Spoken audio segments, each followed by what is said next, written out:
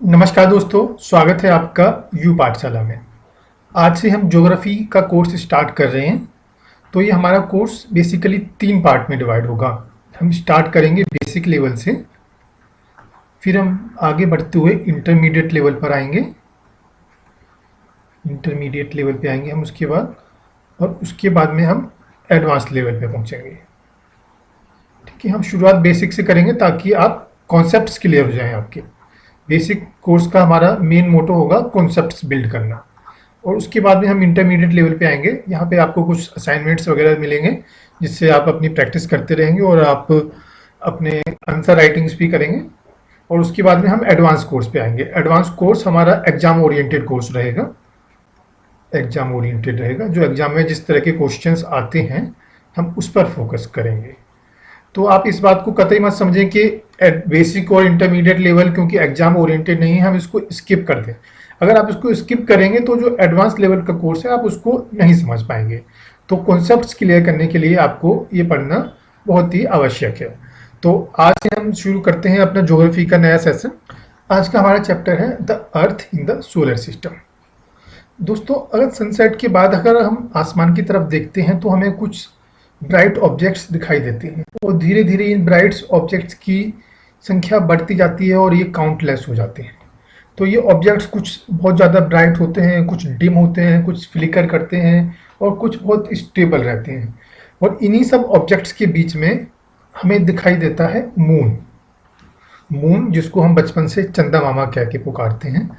तो मून की पोजीशन भी फिक्स नहीं रहती है, इसकी पोजीशन चेंज होती रहती है। मून का साइज भी चेंज होता रहता है।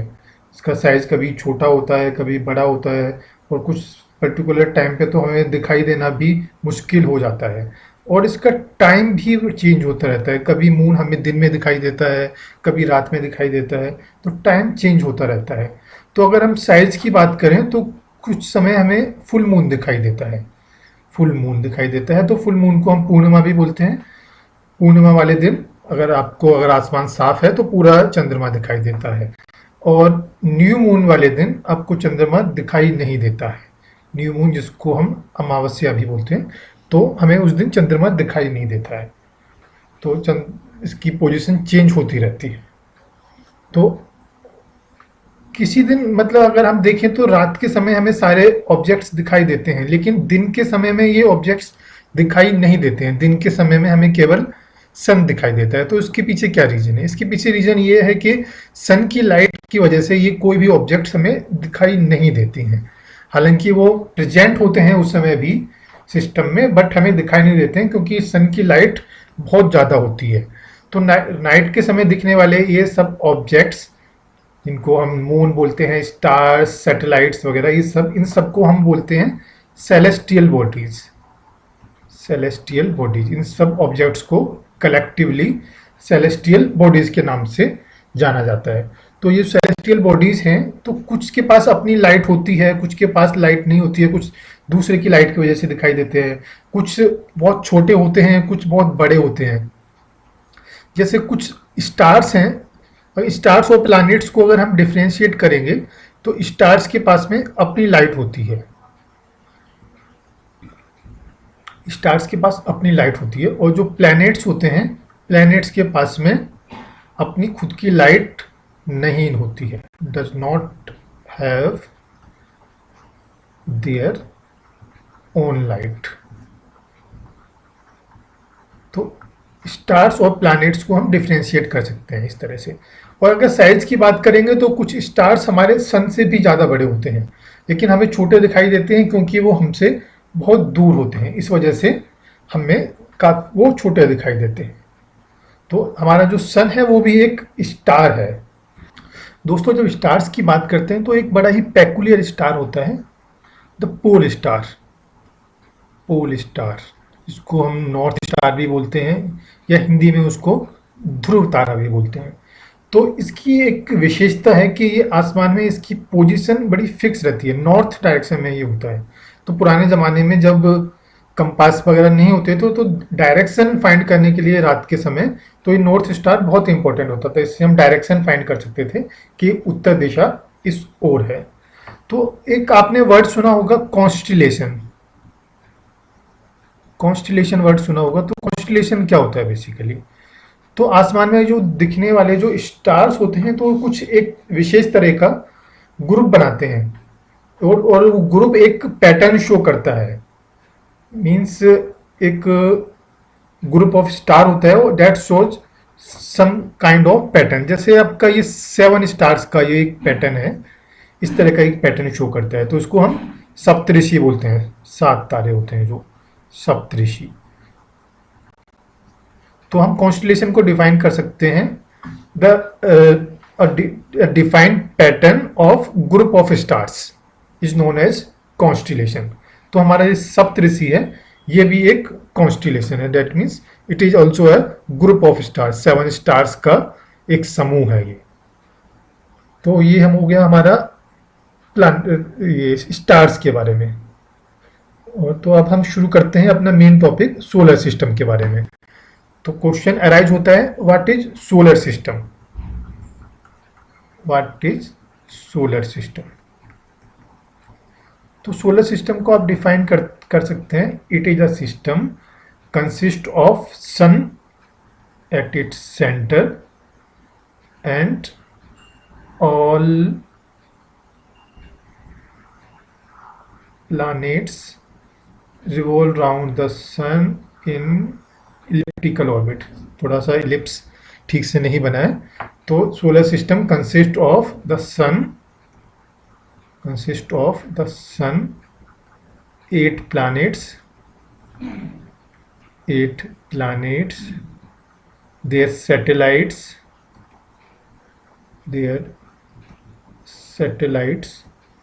and some other celestial bodies like asteroids and meteoroids।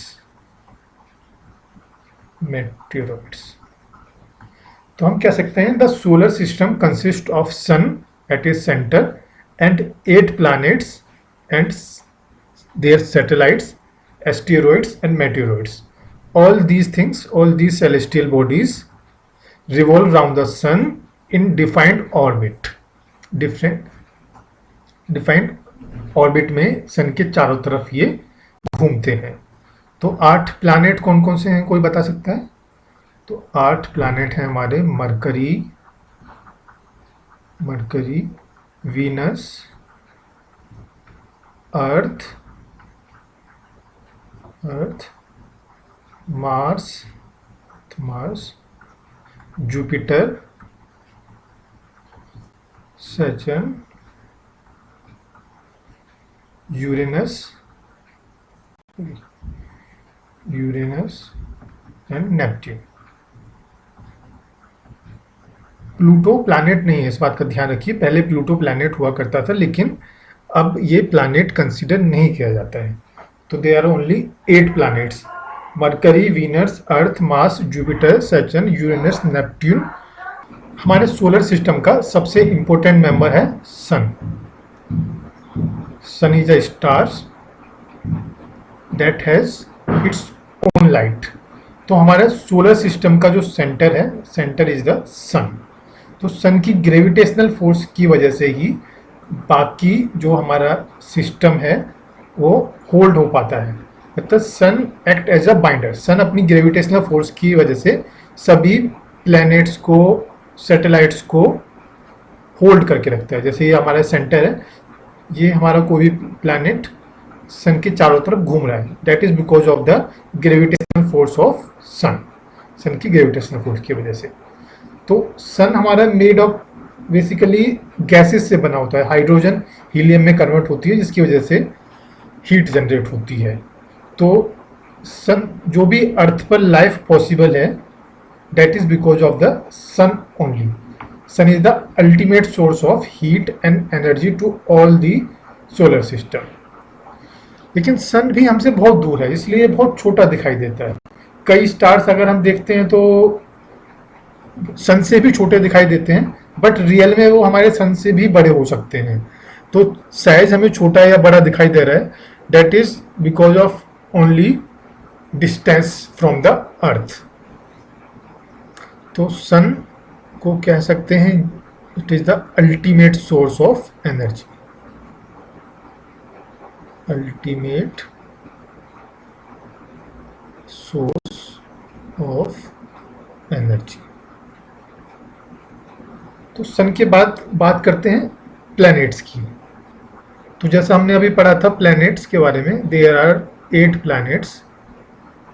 नाम अभी आपको बताए थे, Mercury, Venus, Earth, Mars, Jupiter, Saturn, Uranus, Neptune.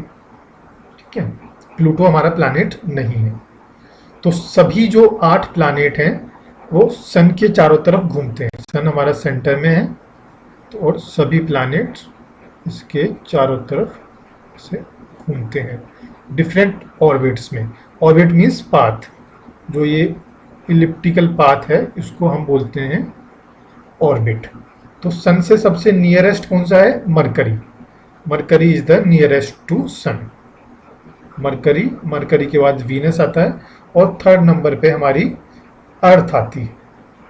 Mercury, Venus, Earth, Mars, Neptune, Jupiter, sorry mercury, Venus, Earth, Mars, Jupiter, Saturn, Uranus and Neptune. तो अब हम पढ़ते हैं अपनी अर्थ के बारे में। तो अर्थ की शेप कैसी है? अर्थ की शेप जियोइड है। अब बात हम नॉर्मली पढ़ते हैं कि हमारी अर्थ स्फेरिकल है, इस तरह से स्फेरिकल। सर्कल थोड़ा अच्छा नहीं बना है, मतलब जियोइड मीन्स यहाँ पे थोड़ी सी फ्लैटेंड है इन पोर्शंस पे। यहाँ पे सब जो पोल्स हैं हमारे, वहाँ पे अर्थ थोड़ी फ्लैटेंड है, इसको हम शेप को बोलते हैं जियोइड शेप। तो अर्थ पर ही एक ऐसी कंडीशंस हैं जिसकी वजह से लाइफ पॉसिबल है। वो क्या कंडीशन है? फर्स्ट, अर्थ पर एटमॉस्फेयर है, दूसरा सर क्या है? वाटर अवेलेबल है। दूसरा क्या है? तीसरा हमारे पास मॉडरेट टेम्परेचर है। ठीक है, एटमॉस्फेयर किस वजह से है? अर्थ की ग्रेविटेशनल फोर्स की वजह से। अर्थ पर वाटर अवेलेबल है और मॉडरेट टेम्परेचर है। सन से दूरी की वजह से मॉडरेट टेम्परेचर है। जैसे मरकरी हमारे सन के बहुत नज़दीक है तो टेम्परेचर बहुत ज़्यादा है। मरकरी के बाद वीनस के बाद में अर्थ, तो अर्थ का एक मॉडरेट टेम्परेचर है जिसकी वजह से यहाँ पे लाइफ पॉसिबल है। इसके अलावा और भी फैक्टर्स हैं जिसकी वजह से लाइफ पॉसिबल है, वो हम बाद में डिटेल में पढ़ेंगे। तो अर्थ पे वाटर अवेलेबल है, इसी की वजह से अगर हम स्काई से अर्थ को देखें तो ये नीली दिखाई देती है, ब्लू दिखाई देती है। इसकी वजह से इसको ब्लू प्लैनेट भी बोला जाता है। ब्लू प्लैनेट, नीला ग्रह बोला जाता है, because of the presence of water on the earth. ठीक है, इसके आगे हम बढ़ते हैं तो मून की तरफ आते हैं। सो इसमें ज़रा लिख लेते हैं, आगे हमारे पास स्लाइड्स नहीं है। चलिए मून की तरफ आगे बढ़ते हैं। मून, तो मून एक सैटेलाइट है अर्थ का।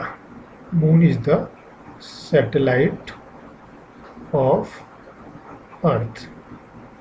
जैसे प्लैनेट्स के बारे में हमने पढ़ा था, जो सूर्य के चारों ओर चक्कर लगाते हैं वो प्लैनेट्स होते हैं। Planets revolve around the sun. But what are satellites? Satellites आपकी प्लैनेट्स की चारों तरफ चक्कर लगाती हैं। The heavenly bodies that revolves around the planet और are known as satellite. Satellite natural भी हो सकती है और मैन मेड भी हो सकती है। नेचुरल भी हो सकती है, मैन मेड भी हो सकती है। जो हम लोग जो सैटेलाइट्स बनाते हैं, इंसान जो बनाते हैं, वो अर्थ के चारों तरफ वो भी चक्कर लगाती है, तो वो भी सैटेलाइट है, but that is man made. और सन हमारा नेचुरल सैटेलाइट है। सन के बारे में हमने पढ़ा था, तो सन का जो डायमीटर है हमारे अर्थ का केवल 1/4 है। बट इसके बावजूद हमें मून काफ़ी बड़ा दिखाई देता है। मून बड़ा इसलिए दिखाई देता है क्योंकि वो हमारे नियर है। बाकी प्लैनेट के, बाकी स्टार्स के कंपेरेटिवली, बाकी प्लैनेट्स के कंपेरेटिवली मून हमारे काफ़ी नियर है, इसलिए मून हमें काफ़ी बड़ा दिखाई देता है कंपेरेटिवली। तो मून हमारे अर्थ के चारों तरफ चक्कर लगाता है, तो अराउंड 27 डेज में ये एक चक्कर पूरा करता है, एक रिवॉल्यूशन पूरा करता है अराउंड 27 डेज में। और उतने ही समय में ये अपने एक्सिस पर भी घूमता है, अपने एक्सिस पर भी घूमता है, जैसे अर्थ अपने एक्सिस पे घूमती है उसी प्रकार मून भी अपने एक्सिस पे घूमता है, वो भी 27 डेज में। तो इसकी वजह से हम केवल इसका एक ही पोर्शन देख पाते हैं, एक ही साइड इसकी हमें विजिबल होती है। तो मून पे लाइफ के लिए फेवरेबल कंडीशन नहीं है, तो इस वजह से वहाँ पे लाइफ भी पॉसिबल नहीं है। रॉक्स हैं वहाँ पे और ऑक्सीजन नहीं है। वाटर अवेलेबल है या नहीं है वो अभी डाउटफुल है, बट अभी तक तो वाटर नहीं खोजा गया है। तो अर्थ पर एक लाइफ के लिए सपोर्टिंग कंडीशंस नहीं है। तो मून के बाद बात आती है एस्टेरॉइड्स की। एस्टेरॉइड्स, ये एस्टेरॉइड्स क्या होते हैं? एस्टेरॉइड्स भी एक सेलेस्टियल बॉडीज है that revolve round the sun in the orbit between Mars and Jupiter. हमने पढ़ा था मार्स भी सन की चारों तरफ चक्कर लगाता है, जुपिटर भी चक्कर लगाता है। तो इनके बीच में कुछ सेलेस्टियल बॉडीज हैं, स्मॉल सेलेस्टियल बॉडीज हैं, वो घूमती हैं सन के चारों तरफ, तो इनको हम बोलते हैं एस्टेरॉइड्स। तो एस्टेरॉइड्स के बाद बात आती है मेटियोरॉइड्स की।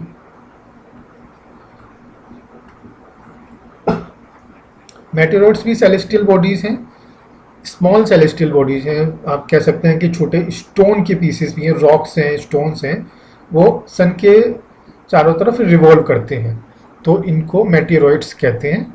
तो समटाइम्स मेटियोरॉइड्स क्या होता है कि अपना पाथ छोड़ के अर्थ ऑर्बिट में, अर्थ एटमॉस्फेयर में इंटर करने की कोशिश करते हैं।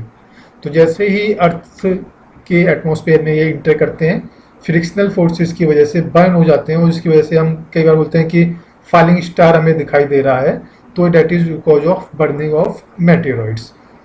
ठीक है, तो मेटियोरॉइड्स एक सेलेस्टियल बॉडी है that revolve around the sun, और इनका कोई ऐसा डिफाइंड पाथ नहीं है कि हम बोलें कि इस ऑर्बिट में ये रिवॉल्व करते हैं। डिफरेंट मेटियोरॉइड्स के डिफरेंट ऑर्बिट होते हैं, और समटाइम कोई बड़ी रॉक एयर को मतलब अर्थ पे जाके स्ट्राइक भी कर सकती है, और पास्ट में ऐसा हुआ भी है कि कई मेटियोरॉइड्स ने अर्थ पे स्ट्राइक किया है, जिसके बहुत ही हार्मफुल कंसिक्वेंसेस रहे हैं।